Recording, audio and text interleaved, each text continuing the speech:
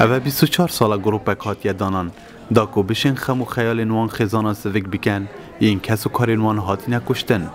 بردام کار لسروی چنده دیکن بیروری یک بوان خزانان دانایه ابناو نشانین نخشاندنا دارا سر ساله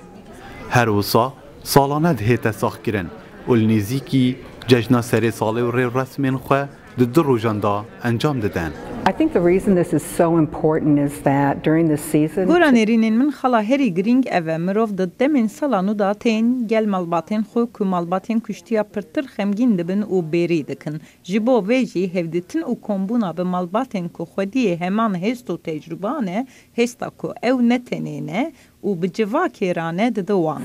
and fill that community with them. در جایی که دا خزان این کشتیا گازید کن دا نقشه این خود روز بکن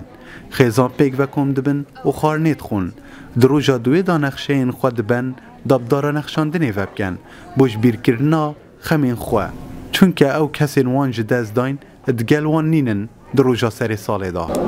On 9/11/05 my youngest son حیوانو 2005 کرم نکچکه اندره و برازای من گریک هر دو بلیدان آدمانجه هاتن کشتن Victim Intervention Program گله کاری من کریه جبو خمامن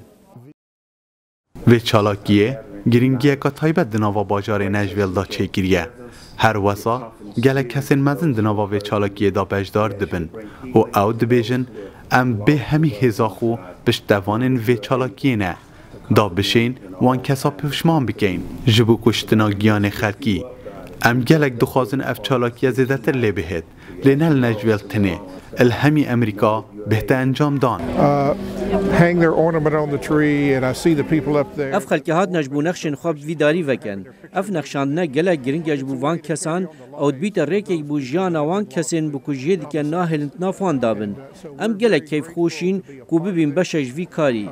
مدویت اف یک بردوام ببید و ام گله کو دو بپیوین و پشتوانن اکو دو بین و هرگاف بیرهاتنن وان کسین کو جانا خوش دزدانه بینیم بیراخو And hang these ornaments in memory of the people that they have lost.